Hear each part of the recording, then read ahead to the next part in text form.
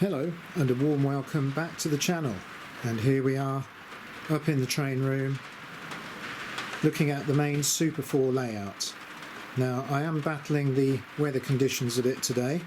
You might hear on the audio track that there certainly is some rain beating down on the glass and the slates above, so I hope it's not going to spoil the video too much.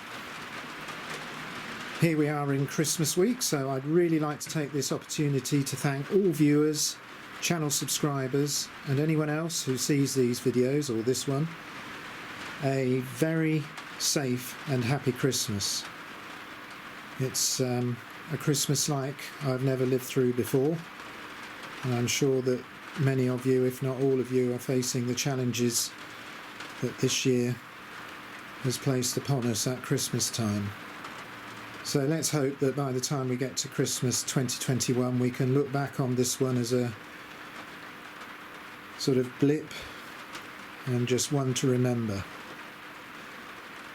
Anyway, back to the locomotives we've got today. Now, I did mention in the last video that we'd be looking at something on the test track. Now, we haven't looked at the test track for many weeks, and I found an item when I was looking for the blue Pullman that featured in last week's video that goes right back to the days of Rovex plastics, a year or so before Tri-ang even came into existence. So we're going to take a look at that shortly. And after we've done that, on the main layout today, we've got a couple of interesting locomotives we haven't seen on the channel before. On the upward main line, we've got a Tri-ang Battle of Britain class, the Winston Churchill. That's R.356, and even the tender has a number, that's R38. And that impressive locomotive is going to be pulling a rake of Tri-ang Pullmans. And on the downward main line, looking quite sinister in its wartime black livery, we've got an A4, and this is from Wrenn. It's W2213 Peregrine, and that's marked up in NE, Northeastern livery. So I've tried to assemble a freight train that has a few NE marked wagons. So we're going to get a look at all this shortly, but before we get these main lines running, let's go over to the test layout and see really the birth of Tri-ang.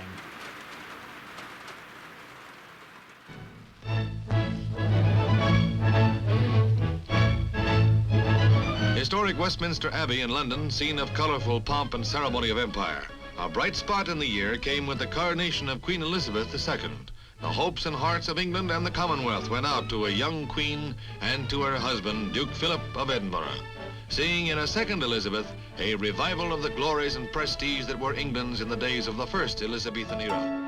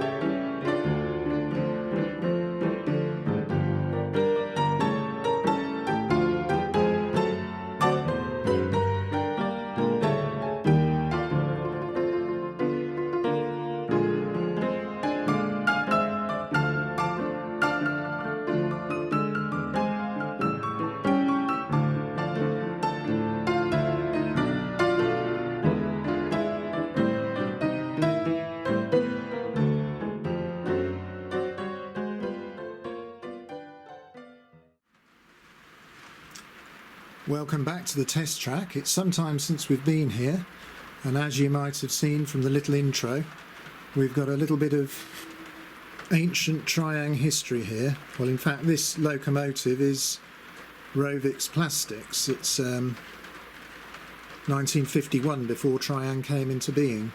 The tender is slightly later. That is 1952, 1953, as are the two little coaches we've got today. But this is the oldest item in my Tri-ang collection, and as you can see we've got plungers at the back. This is normally referred to as a Plunger Princess. So let's get another look at it going round this test track. Slightly hesitant to start sometimes, this old loco, but doesn't it look great? Would look even better on some grey standard track, but unfortunately I don't have any available at the moment. But it's going around this Super 4 test track quite nicely. And who'd think this was nearly 70 years old. Not over. Actually, probably have its 70th birthday next year. Some interesting noises coming from it, but to be expected, I think. It looks fantastic with that black acetate body. I don't know whether the wheels are acetate. But we'll take a look inside and I'll just show you the workings of this great old locomotive.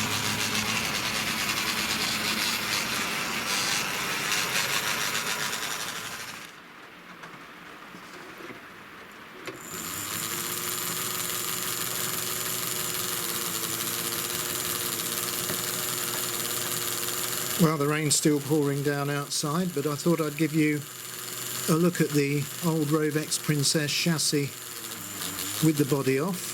I'm just holding the plungers now to get it going on the rolling road. We've got plastic drive wheels on this. I'm going to show you a bit more in a second. The chassis is just two steel plates riveted together, those two big silver rivets. More metal used as a weight between the rivets. And a very early motor. Not quite an XO4, it's got a smaller magnet, forward-facing commutator. But anyway, let me get this off now and just give you a little bit more of a look at it. So slow it down. Right, so if I bring it nearer the camera, it's a funny front-facing commutator, the two brushes sprung onto it. The magnet's a little smaller than an XO4 and the motor isn't easily removable because it's sandwiched between the two chassis plates you can see there. So amazing that this has survived so long, really, with all the plastic wheels. I don't know whether they're acetate, what they're made of, but they are slightly buckled. But that's a view inside this nice old relic. So let me get the body back on and we'll just watch it go round the test track a couple more loops.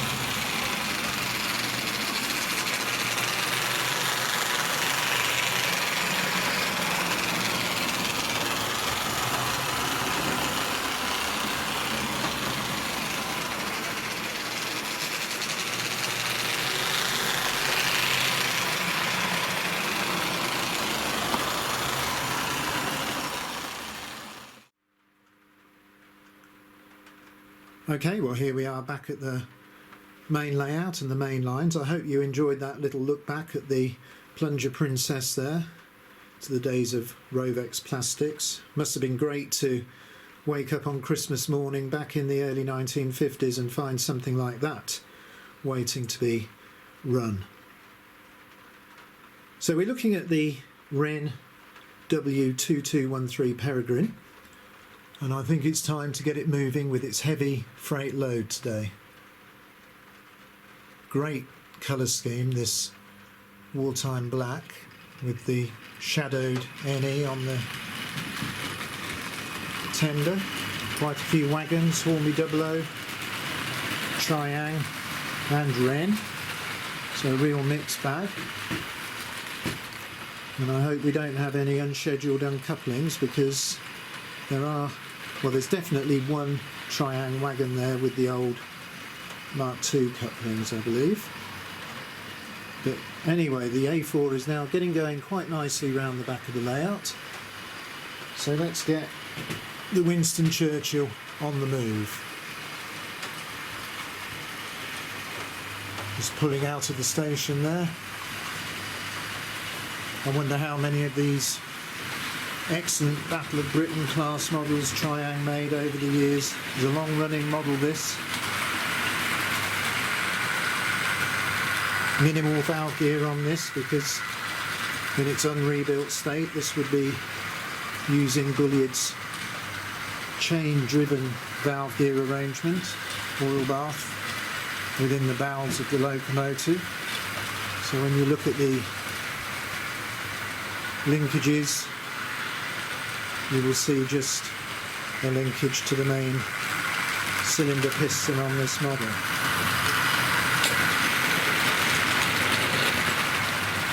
Well, the rain is increasing in intensity again outside, so it's good to be in here running a few locos.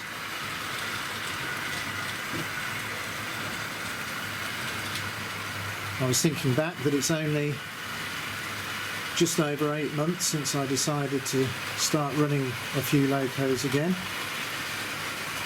and it's been excellent to get these old items out of storage and see how nicely they run. And I think they run every bit as nicely as some of the newer modern items that are available today.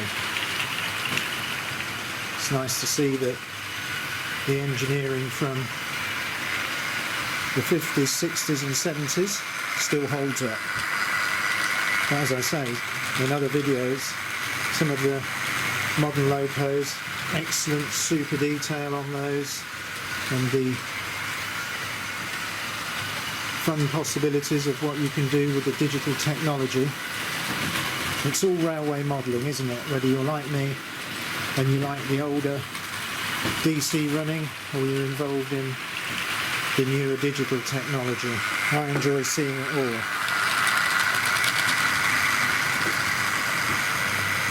Well, this Winston Churchill is making a great noise. Nice and quiet. And this Peregrine as well. Just slightly rattling over the points, much heavier than the Tri-ang loco. But that weight's a great advantage when it comes to pulling these long freight trains or long passenger services. Looks good going under the two girder bridges there and along the back of the layout.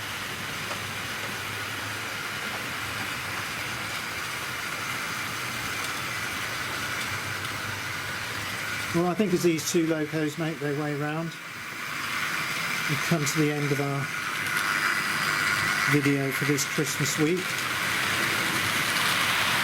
So once again, I'd like to wish you all a happy Christmas, and I look forward to hopefully seeing you on the next video. But until then, I'll say goodbye.